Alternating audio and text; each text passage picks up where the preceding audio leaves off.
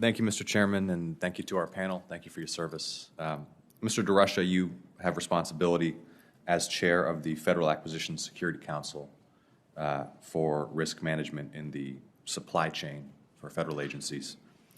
We just saw Apple rush out an iOS patch a couple of weeks ago, an exploit that allowed targeted remote jailbreaking of iOS devices, which it appears had been outstanding for at least several months, had been used to target certain individuals, was revealed.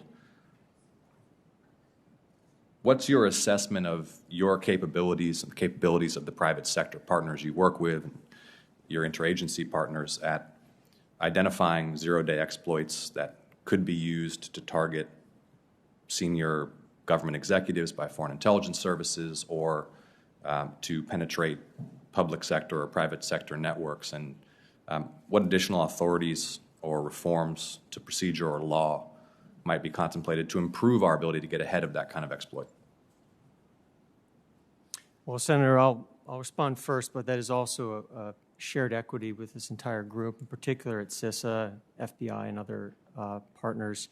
You know, I'll speak a little about the role of the FASC. You know, we are primarily focused on supply chain risks that have a nexus to national security, foreign threats, and others. So there's an acute focus of the FASC and its responsibilities. However, in our ability to make recommendation of exclusion or removal orders for the federal government, we also take on the responsibility strategically to ensure that we are providing the right guidance and risk information to federal agencies. And so we're working on some new OMB guidance on that front. And we also work closely with NIST to ensure that they have the appropriate understanding of the standards that sit behind the effective risk management programs that they need to build at each federal agency to secure itself. So it's a partnership there.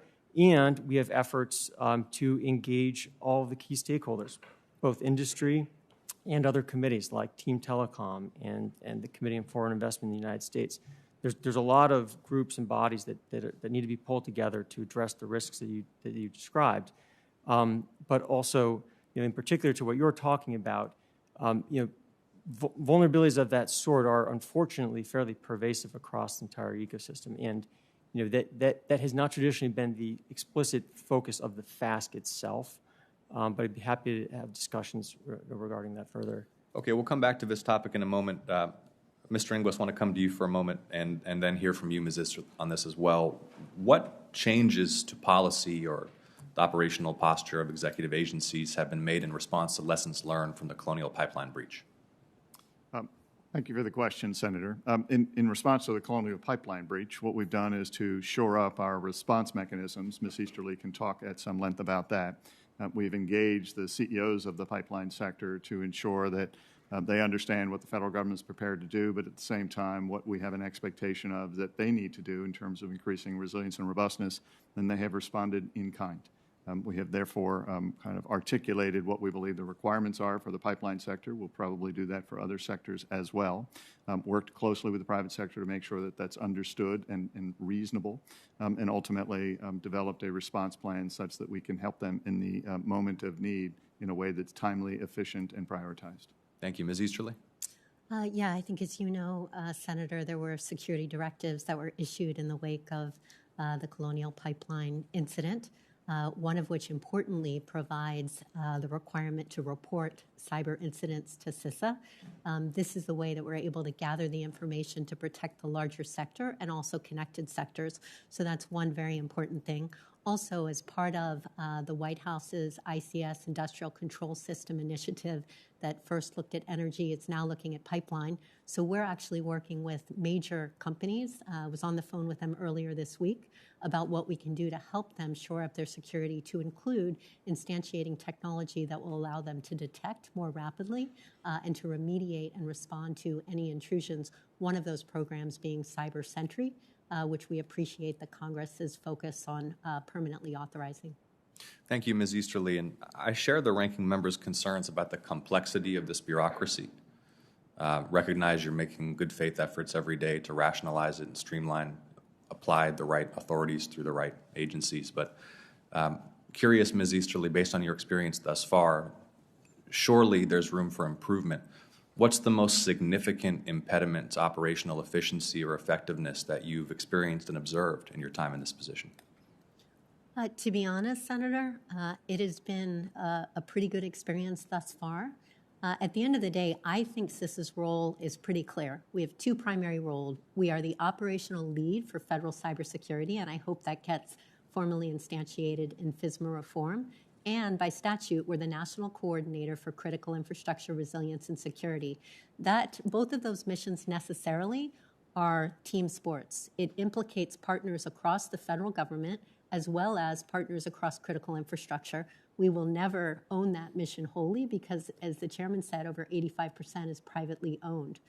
I feel very comfortable with the partnerships that we forged to date across the federal cyber ecosystem, as well as with the private sector. And as I said earlier, Senator, very excited about what we're building with the Joint Cyber Defense Collaborative. And appreciate that, Ms. Easterly, and yet there must be obstacles, inefficiencies, and impediments to effectiveness that you do encounter on a daily basis, and the Congress needs to hear them because we can learn lessons about modifications to statute or reforms to policy based upon your testimony. So I would like to hear from you. What's not working? We need to know. So with respect to federal cybersecurity, I think with FISMA reform, I would ask that the Congress do three things. First, that we codify CIS's role in federal cybersecurity as the operational lead, that we make sure that we are holding departments and agencies specifically accountable for the investments that they make in their cybersecurity teams. They're making trade-offs every day. They need to take that seriously and invest in cybersecurity and give some of those authorities between OMB and NCD and make that more explicit.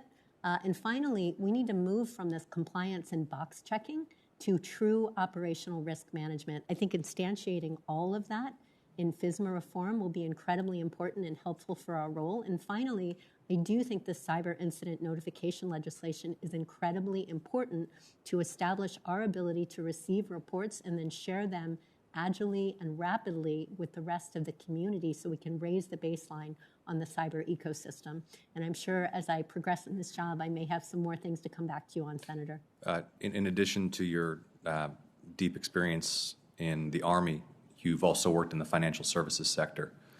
How resilient and robust do you believe that sector's cybersecurity is, and what changes either within the industry or at the regulatory level need to be made to protect our markets from what could be a devastating cyber attack that could lead to a financial crisis or significant economic damage? Thanks for the question. It's a great one.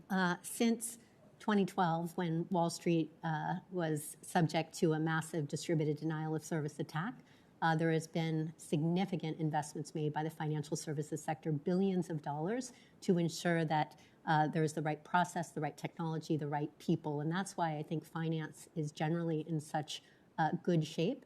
I think, and this is just my experience at Morgan Stanley, I think with respect to regulatory regime, I always found it necessary to try and harmonize that. And I think we need to think about that with respect to cyber incident reporting, because very important that we're not asking a company, a business that's under duress during a cyber incident to report to 7 different entities, whether it's CISA for cyber incidents or to other regulatory agencies. So the harmonization piece, I think, is important. But one other really important aspect of this, as good as finance can be, it doesn't matter if electricity isn't working, if the telcos aren't working. So even as we look at these sector models, sir, we really have to look at this functionally, right? We have to look at the national critical functions. And I think that's a very important lens because everything is interdependent, everything is connected, everything is vulnerable. And at the end of the day, that's why I think CISA's statutory role as national coordinator is so important, because we have to look across the whole critical infrastructure ecosystem and make sure that it is protected as it is connected in cyberspace. Thank you. Mr. Chairman, I'm over time. I've got a couple more questions if there's time for it later, but I yield.